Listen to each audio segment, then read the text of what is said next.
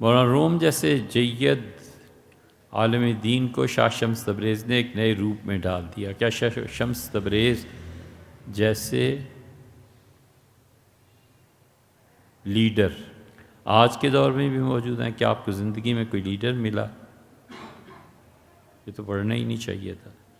ولی اور فقیر لوگ کس قسم کی غذا استعمال کرتے ہیں اور کیوں؟ مولانا روم کو جو ملے تھے نا وہ اتنے بڑے عالم دین نہیں تھے۔ شاہ شمس تبریز کے علم کو مولانا روم کے علم سے کیا نسبت ہے؟ بھئی جس چیز کا نام علم ہے، مولانا روم بہت بڑے عالم دین، مفتی، وہ اس مثنوی جیسی عظیم چیز کو لکھتے ہوئے بھی انہوں نے کہہ رکھا تھا کہ مدرسے میں کوئی آدمی فتویٰ لینے آئے تو چاہے میں سو ہی رہا ہوں مجھے اٹھاؤ اور میں اس کو فتویٰ لکھ کے دوں، اس لیے کہ سرکار سے تنخواہ بھی تو پاتے تھے نا، اور سرکار نے اس لیے رکھا تھا کہ بہت بڑے مفتی اور عالم دین تھے۔ شمس تبریز رحمۃ اللہ کا یہ حال نہیں تھا، ان کا جو باطن کا مقام تھا وہ الگ تھا، تزکیے کی راہ میں جو انہوں نے کوششیں کی تھیں وہ الگ تھیں۔ ہوتا یہ ہے کہ عام طور پہ یہ سفر جب شروع ہوتا ہے تو علم سے ہی شروع ہوتا ہے۔ اللہ تعالیٰ تکوینی امور میں کسی پہ فضل فرمائیں وہ ایک الگ بات ہے، تکوینیات خدا کی ایک الگ چیز ہے، اور تشریعات یہ الگ چیز ہے۔ تشریع اور تکوین دونوں کو ہمیشہ الگ رکھنا چاہیے، مکس اپ نہیں کرنا چاہیے۔ اس کی وجہ سے بہت مغالطے لگتے ہیں اور بہت غلط فہمیاں پیدا ہوتی ہیں۔ اس لیے جو عالم تشریعات پر نظر رکھتے ہیں کبھی کبھی عالم تکوینیات کے چنے ہوئے لوگوں پر بھی اعتراض اور تنقید کرتے ہیں، اور وہ پھر اس تنقید کی وجہ سے بے ادبی کا شکار ہوتے ہیں، اور بے ادبی سے اللہ کو ان پہ غصہ بھی آتا ہے۔ عالم دین ہے، ہوتا کون ہے؟ وہ جس نے باقاعدہ طور پر کتابوں کو پڑھا ہو اور پھر کسی کی صحبت میں رہ کے اپنے باطن کی پاکیزگی بھی کروائی، وہ عالم دین ہوتا ہے کہ اسے کتابیں بھی پڑھیں، سب کچھ پڑھا، اور پڑھنے کے بعد بھی اسے احساس ہوا کہ جو فلاں عالم دین کا نام زیادہ ہو گیا نا، میں جلنے لگا ہوں، میں کیوں حسد کرتا ہوں؟ یہ مسجد مجھے ملنی چاہیے تھی، فلانے کو کیوں دے دی؟ اس کے عیب اب لوگوں میں لکھ لکھ کے تقسیم کرو۔ اصل طلب ہے، اصل طلب ہے، اور اصل امتحان ہے۔ جب بھی کوئی شخص مشائخ میں سے کسی سے بیعت ہوتا ہے تو دو چیزیں اس کو ہمیشہ ہر ایک صوفی کو زندگی میں پیش آتی ہیں۔ ایک چیز صوفی کو جو پیش آتی ہے وہ طلب ہے، طلب نہیں رہتی۔ جذبات میں آ کے بیعت کر لی، جذبات میں آ کے ظاہری وجاہت سے متاثر ہو کے ہاتھ میں ہاتھ دے بیٹھا، یہ طلب نہ ہو تو کبھی بھی ایسی حرکت نہیں کرنی چاہیے۔ اسی لیے ہمارے مشائخ جن لوگوں میں ذرا بھی بے رغبتی دیکھتے تھے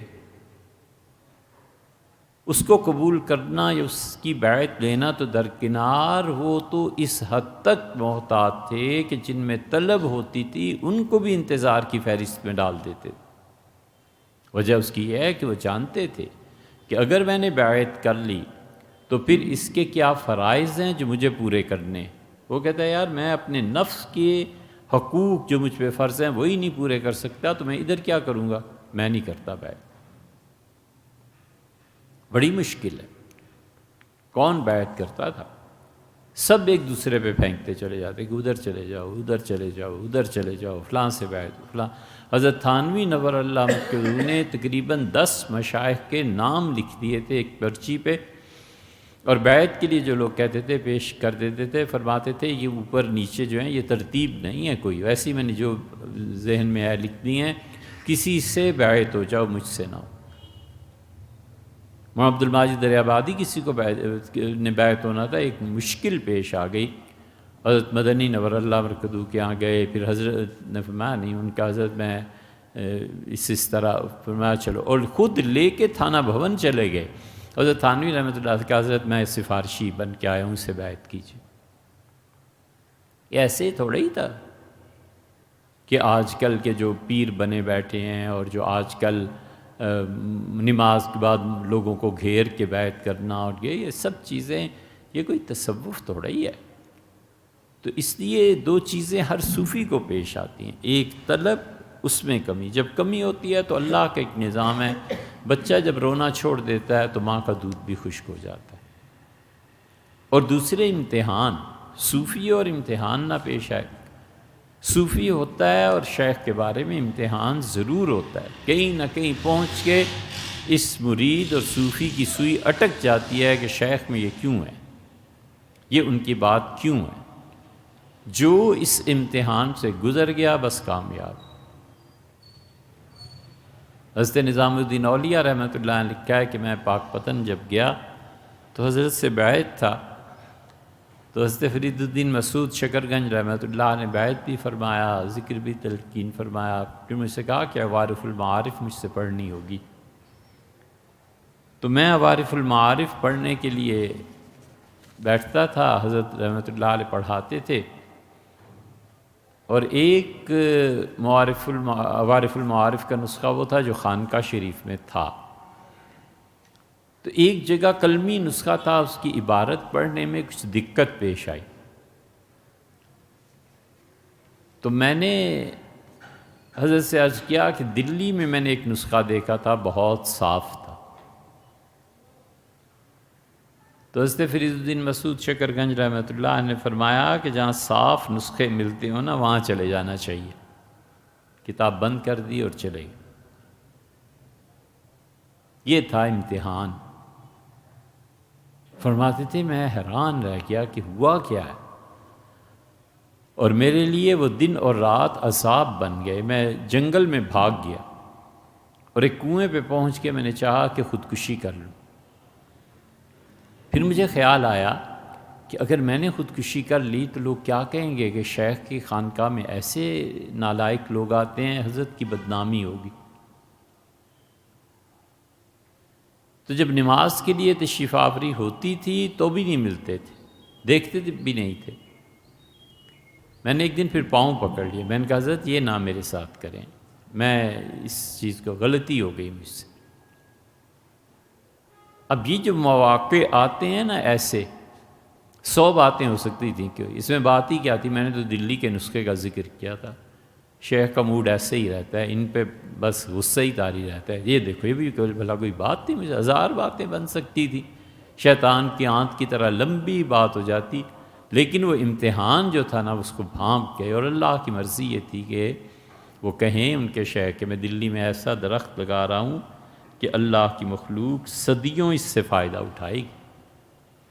حضرت فرید الدین مسعود رحمۃ اللہ جب شکر گنج پاک پتن میں تشریف لائے تھے تو کسی نے کہا حضرت یہ جگہ کیوں منتخب کی؟ پورا ہندوستان چھوڑا اور یہ جگہ منتخب فرمائی۔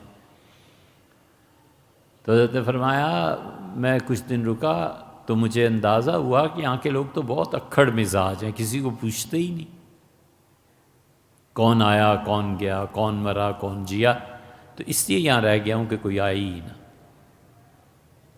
تو یہ مشائخ تھے۔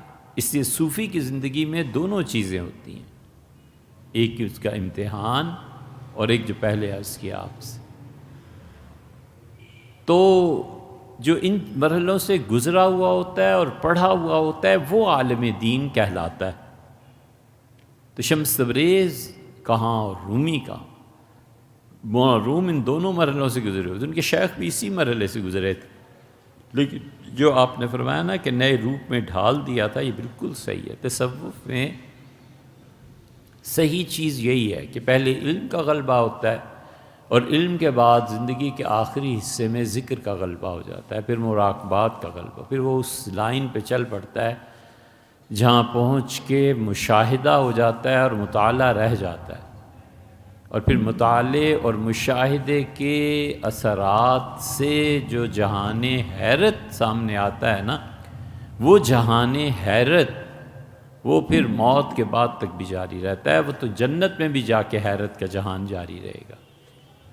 وہ جو اسرار و رموز سلطنت الہیہ کھلتے ہیں تو وہ تو پھر ایسی زندگی ہے کہ روح ہی روح ہے، وہ تو ایسی زندگی ہے جس میں جس کا تصور ہی محال ہے۔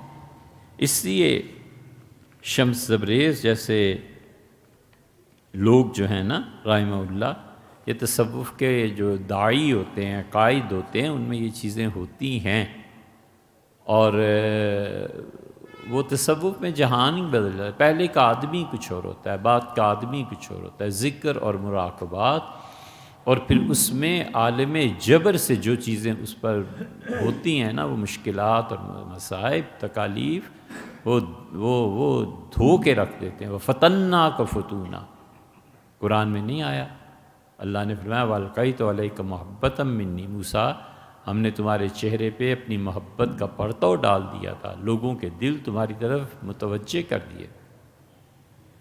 ایک جگہ فرمایا فَتَنَّاكَ فُتُونًا، اور ہم نے تمہیں اس آزمائش سے گزارا جس آزمائش سے کوئی گزر، اللہ کا ایک نظام ہے۔ اس سے پھر جب دھل کے تزکیہ نفس میں نکلتا ہے نا، تو پھر اس کا مقام ہی کچھ اور ہوتا ہے۔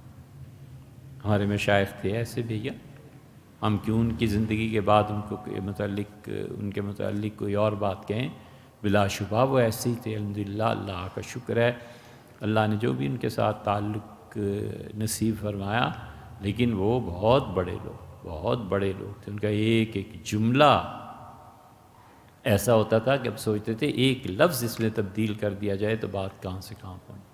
بہت کم بولتے تھے، لیکن جو بات کہتے تھے ایسی کہ آدمی کے لیے وہ پوری کتاب لکھ سکتا تھا، اور آدمی پہروں ڈوبا رہتا تھا کہ بات کیا کہی۔ ولی اور فقیر لوگ کس قسم کی غذا استعمال کرتے ہیں اور کیوں؟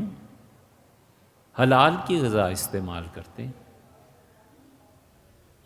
اللہ نے فرمایا کہ ہم نے کہا یا ایھا الرسل، اے میرے رسولو، کلوا من الطیبات واعملوا صالحا، ہمیشہ پاکیزہ چیزیں کھاؤ اور نیک عمل کرو۔